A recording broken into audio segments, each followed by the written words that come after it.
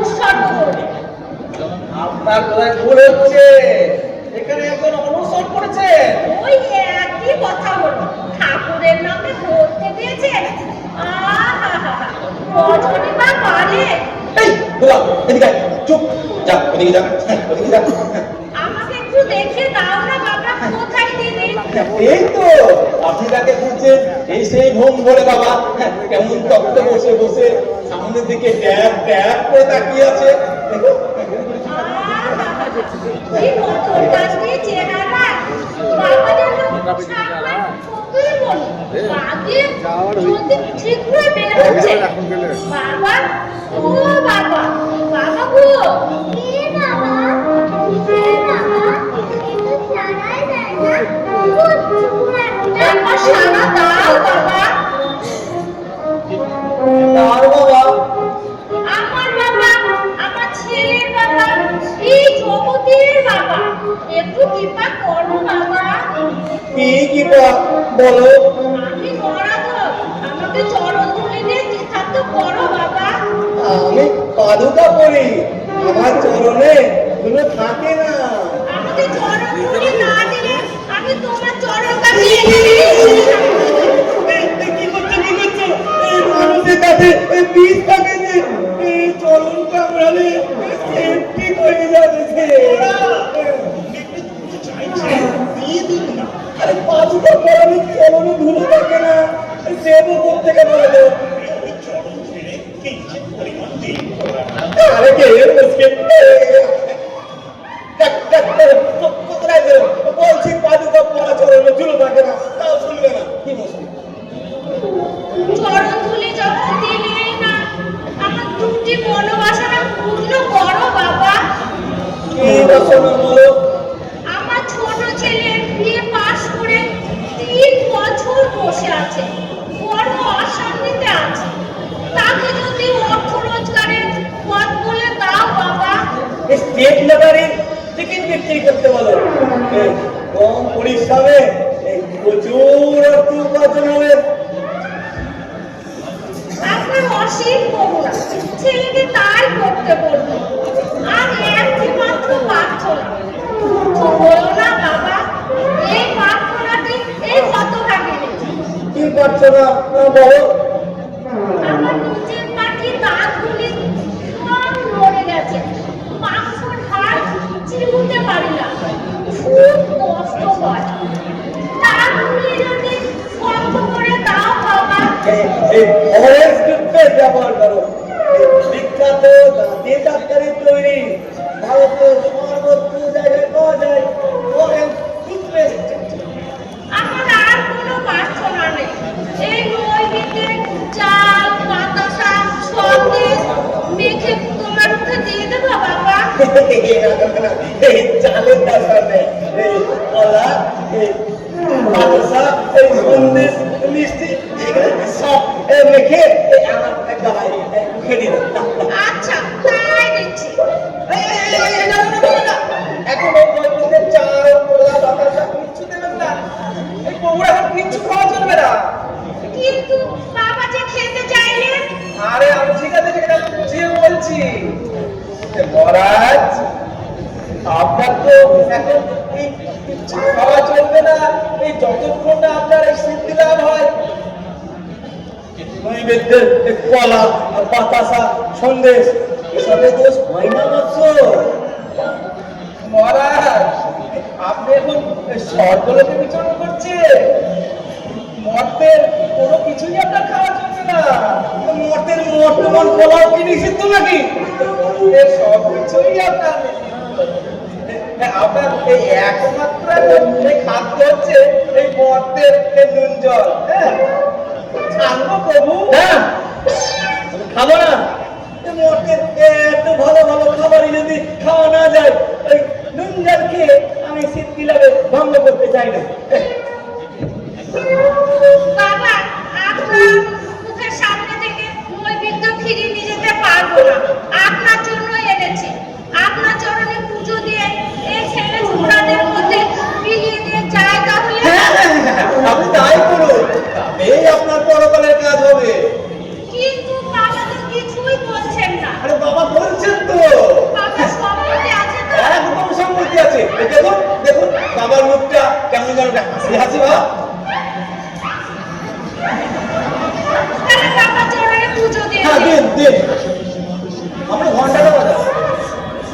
ঘন্টা বাজাও ঠিক আছে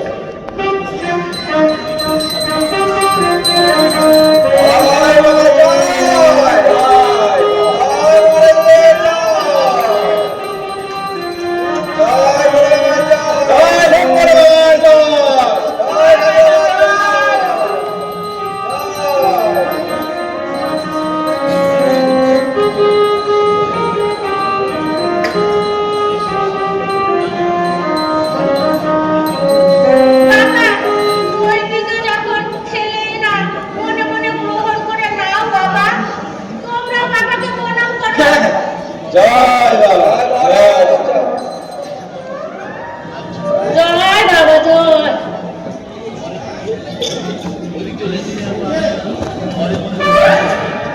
তোমরা হাত লাগাও, তোমাদের প্রসাদ নেই।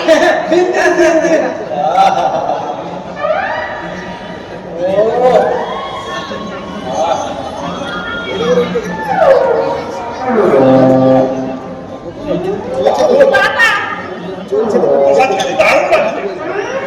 আরে লাগবেই তো, এ যে বাবার পোশাক। বাবা, আমি এখন যাবো, আমাকে অনুমতি দাও। এই বলবো বলে আমি চাটা বলে পড়েছি কেন বাবা? আপনি বুঝবেন না আপনি বুঝবেন আসুন আপনি আসুন হ্যাঁ আসুন আচ্ছা বাবা, আমি আসি। আসুন আসুন আসুন আসুন আমি টাটা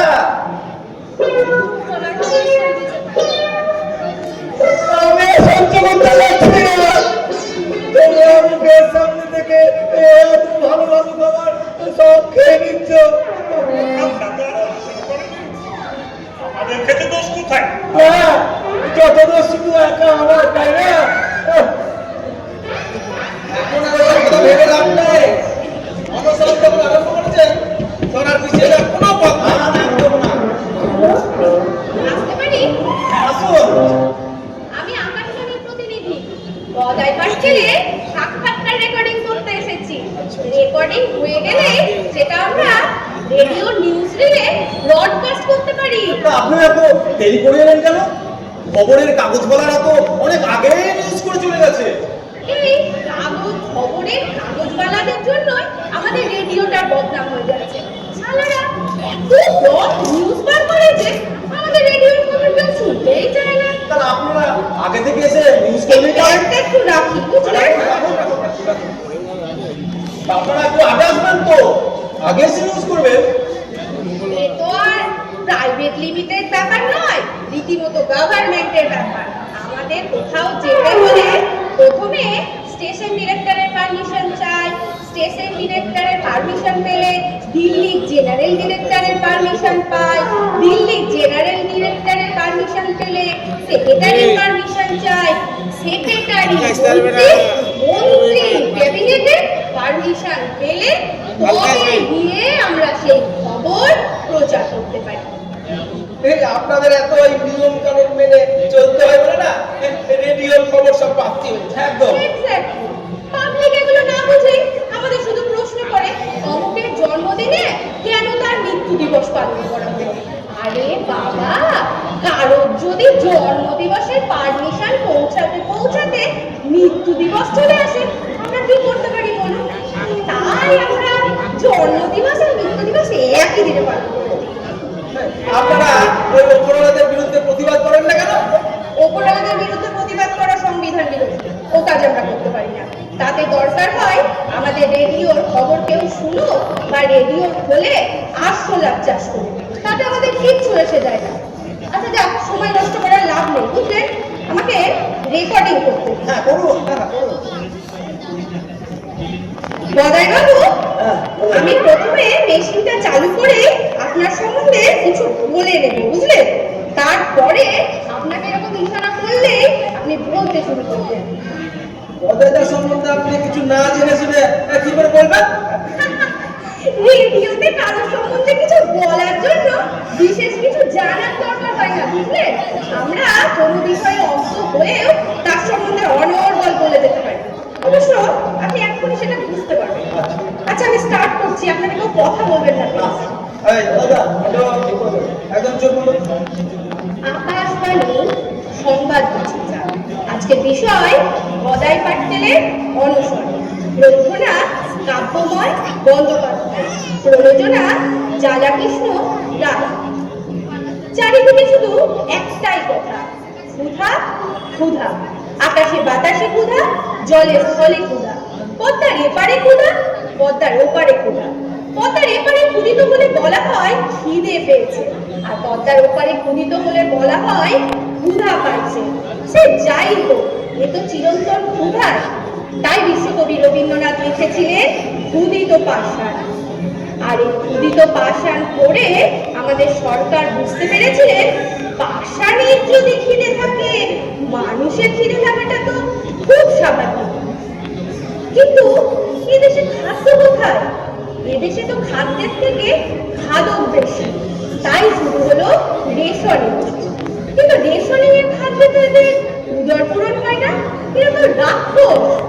ঠিক এমন সময় খাদ্য বৃদ্ধির দাবি নিয়ে অনশন শুরু করলেন একজন উদরসেবী গদাই পাটকেল।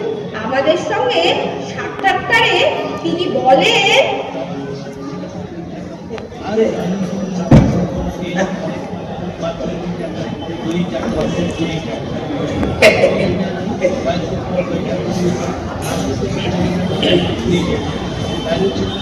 হ্যালো হ্যালো, খাদ্য জিনিসটা কি সেটা প্রথমে সবারই জানা দরকার। খাদ্য দুই প্রকার, আমিষ নিরামিষ। আমিষ খাদ্যের মধ্যে যখন আমি কচি পাঠার মাংস খাই, তখন আমার মনে হয় এই কুচি কুচি শিশুরা কতই না জানে। শিশু সম্প্রদায়কে নিয়ে কিছু বলা মানে সাম্প্রদায়িকতা। কোনো প্রকার সাম্প্রদায়িকতা আমাদের রেডিওতে চলে না। আপনি অন্য কথা বলুন তো মশাই। স্টার্ট। আচ্ছা ঠিক আছে। আমি যখন এই ঘি চপচপে ফ্রাইড রাইস খাই, তখন আমার মনে পড়ে যায় এই জনগণের কথা। এই সুস্বাদু খাবার থেকে তারা নিদারুণ ভাবে বঞ্চিত। আমি স্থির থাকতে পারি না, আমার প্রাণ কেঁদে ওঠে। দিনের পুডিং খেয়েই আমি তৎক্ষণাৎ খাবার শেষ করি। আমি প্রতিজ্ঞা করি, যতদিন পর্যন্ত না এই জনসাধারণকে এই সুস্বাদু খাবার খাওয়াতে পারছি, ততদিন পর্যন্ত আমি রসকদম্ব আর কীর্তন ছাড়া কিছুই খাবো না। জনগণের কাছে আমার আবেদন, সরকার যতদিন পর্যন্ত না রেশনে খাদ্য বৃদ্ধি করছে, ততদিন পর্যন্ত এই জনগণ যেন চিনে বাদাম খেয়েই জীবন ধারণ করে। চীনে খাবার খাওয়ার প্ররোচনা দেওয়াটা সংবিধান বিরোধী। কেন? চীনের বাদাম তো ভারতবর্ষে জন্মায়। তাও কোনো খাবারের আগে চীনে কথাটা বসানোটাই আপত্তিকর। আচ্ছা, আপনি যুক্তরাষ্ট্রের অন্য কোনো খাবারের নাম বলুন দেখি। আমি সরকারকে জানাতে চাই, যতদিন সরকার খাদ্য বৃদ্ধি না করছে, ততদিন জনগণ যেন আমেরিকান মাইল খেয়েই জীবন ধারণ করেন। গদাই বাবুর সঙ্গে কথা বললেই বোঝা যায় কতটা সংগ্রামী মনোভাবাপর। বাইরে থেকে মানুষটিকে ঠিক বোঝা যায় না। বাইরে থেকে তাকে কুমড়োর মতো স্থূল মনে হলেও ভেতরটা তার কলার মতো চুচাবে। অন্যায় প্রতিরোধে তিনি যেমন অগ্নিস্ফুলিঙ্গ, নিপীড়িত মানুষের জন্য তিনি যেমন কর্দমাক্ত, অন্নহীন মানুষের জন্য তিনি যেমন দয়ার মরুভূমি, বস্ত্রহীন মানুষের জন্য তিনি যেমন নাগা সন্ন্যাসী। তার এই আন্দোলন জয়যুক্ত হল। সংবাদ বিচিত্রা শেষ হলো। আমার কাজ শেষ, বুঝলেন? আমাকে আবার ছুটতে হবে সেই গিরিধারী লালের বাড়ি। গিরিধারী লাল? তিনি আবার কে? আরে ফুচকা বিক্রেতা। নিখিল ভারত ফুচকা প্রদর্শনীতে তিনি প্রথম স্থান অধিকার করেছে। তাই তো সরকার তাকে ফুচকাশ্রী উপাধি দিয়েছে। তার সাক্ষাৎকারটা হয়ে গেলে আমরা রেডিও নিউজ রিলে সেটা ব্রডকাস্ট করতে পারি। আচ্ছা, এইগুলো একটু আমার গাড়িতে তুলে দেন না প্লিজ। আমাকে আবার খুব তাড়াতাড়ি যেতে হবে। আসি তাহলে। এইসব গাড়িতে চলে যাও। যা যা যা, দেখো কোনো অসুবিধা না হয় যেন। হ্যাঁ